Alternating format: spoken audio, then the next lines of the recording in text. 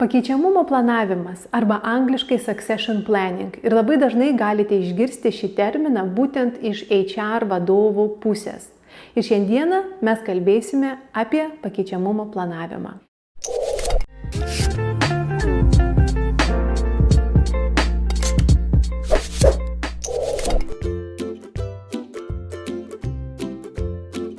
Sveiki, su jumis Laura. Ačiū, kad žiūrite mano YouTube kanalą.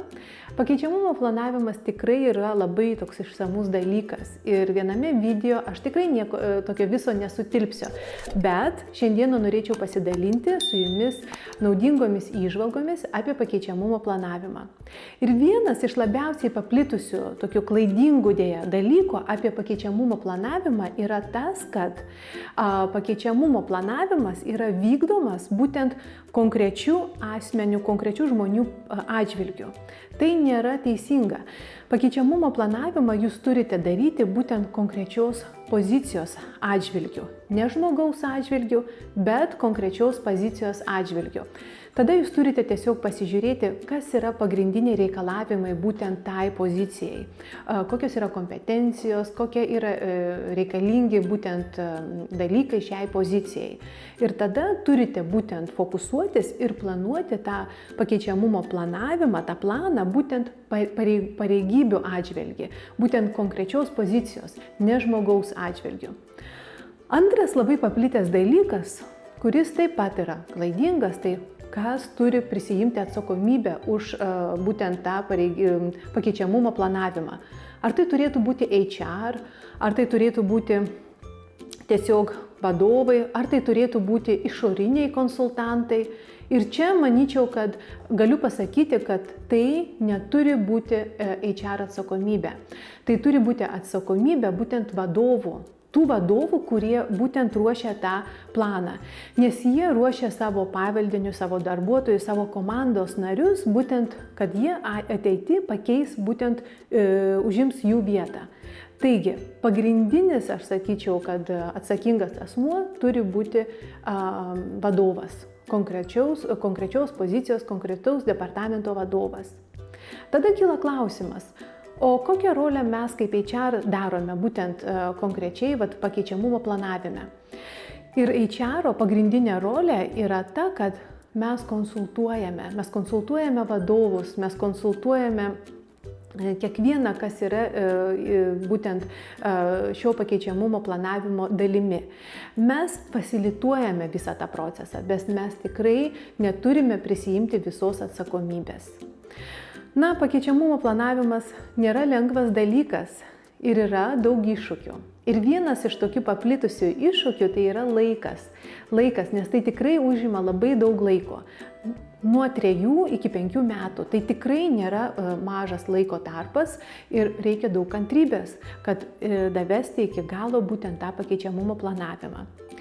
Antras iššūkis yra tas, kad mes turime turėti palaikymą būtent iš mūsų įmonės vadovo pusės, iš CEO pusės.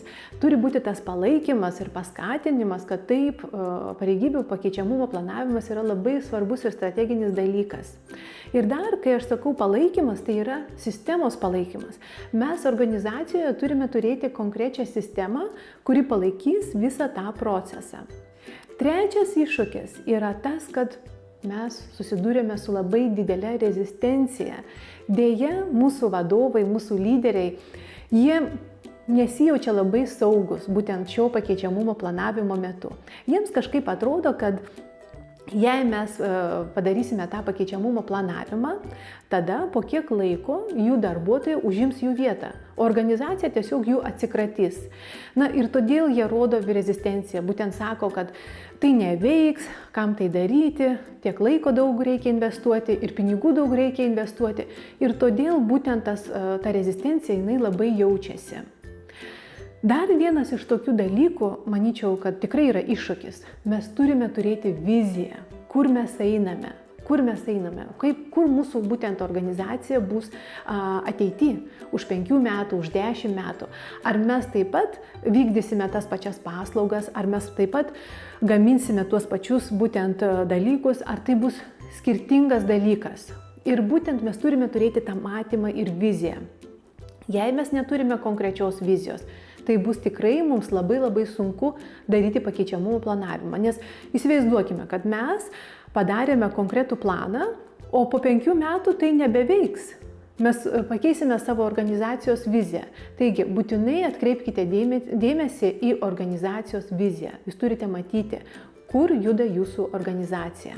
Taip pat pakeičiamumo planavimas yra labai geras įrankis, kuris jums, kaip organizacijai, padės valdyti savo riskus.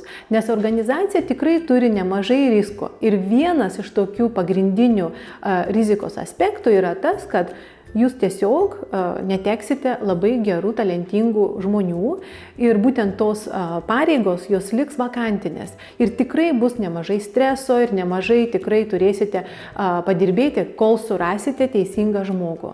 Taigi aš suprantu, kad būtent pakeičiamumo planavimas nėra lengvas dalykas ir niekas jums nežada, kad tai bus lengva. Tai tikrai reikalauja labai daug investicijų ir laiko atžvilgių ir manyčiau, kad finansinio investavimo aspektų. Labai daug kainuoja nervų ir daug kitų aspektų. Bet aš tikrai jums rekomenduoju daryti tą pakeičiamumo planavimą. Jūs tikrai nepasigailėsite.